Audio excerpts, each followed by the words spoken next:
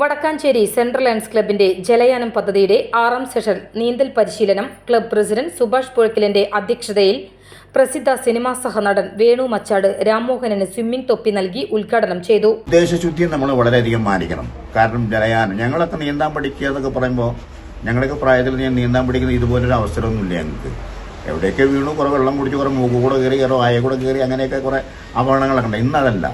ഇന്ന് ഇതുകൊണ്ട് ഒരുപാട് വേദികളുണ്ട്. കുട്ടികൾ ഒരു പഠിത്തത്തിലും ഗ്രേസ് മാർക്കിനായിട്ടും അങ്ങനെ ഇങ്ങനെയൊക്കെ കുറേ ആനുകൂല്യങ്ങളുണ്ട്. ഇന്നിപ്പോൾ ഇതൊരു വിഷയമാണ് നീന്തൽ. അപ്പോൾ അതുകൊണ്ട് നീന്തൽ പഠിക്കാന്നുള്ളൊരു കാലഘട്ടത്തിൻ്റെ ആവശ്യം കൂടിയാണ്. എല്ലാ കുട്ടികളും നീന്തൽ പഠിക്കണം എന്ന്. Vadakkanchery merchant association general secretary PN Gokulan മുഖ്യാതിഥിയായി.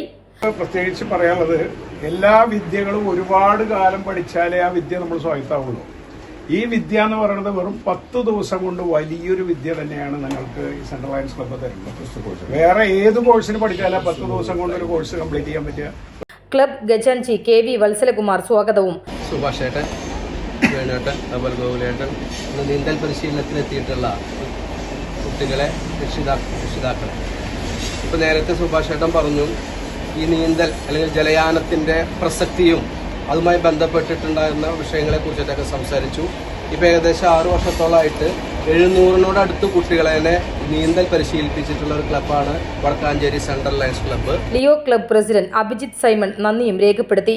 വാളണ്ടിയറും പിന്നെ അശ്വിൻ ചേട്ടനുണ്ട്, പിന്നെ ജയപ്രകാശ് സാറൊക്കെ അവരെ ഹെൽപ്പ് ചെയ്യും, നീന്തം പഠിപ്പിക്കും.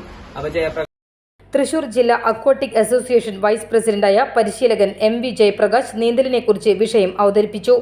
ക്ലബ് സെക്രട്ടറി ആശംസ അർപ്പിച്ചു.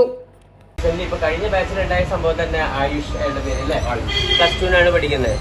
അപ്പോ പുള്ളി നീന്താൻ തുടങ്ങി. അത് നമ്മളിപ്പോ ആദ്യത്തെ സ്റ്റേജ് കഴിഞ്ഞാൽ വേറെ കുറച്ച് ഡീപ്പായിട്ടുള്ള സ്ഥലത്ത് ചെയ്യാം. അപ്പൊ പുള്ളി ചെയ്യാൻ തുടങ്ങിയതിനു ശേഷം ആദ്യത്തെ ദിവസം പറഞ്ഞു എനിക്ക് ശ്വാസമുട്ടാണ്, ഞാൻ ഡോക്ടറെയൊക്കെ കണ്ട് മരുന്ന് കഴിക്കുന്നുണ്ട്. അപ്പൊ അന്നത്തെ ദിവസം നമ്മൾ വിട്ടു. സെക്കൻഡ് ടൈം അയാൾ ഇതേമാതിരി ഉടായ്പൊക്കെ പറഞ്ഞ് ഇങ്ങനെ ലാഗ് ചെയ്യാൻ തുടങ്ങി.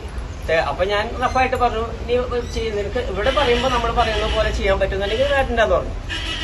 നെക്സ്റ്റ് ഡേ ഓൺവേഴ്സ് അയാൾ വരുന്നില്ല. അയാളുടെ പാരന്റ്സിന്റെ സപ്പോർട്ട് ഇല്ല എന്നാണ് ഞാൻ മനസ്സിലാക്കുന്നത്.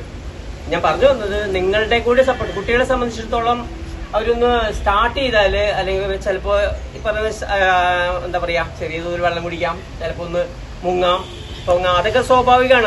അത് പ്രതീക്ഷിച്ച് കഴിഞ്ഞാൽ വേണം ചെയ്യാനായിട്ട്.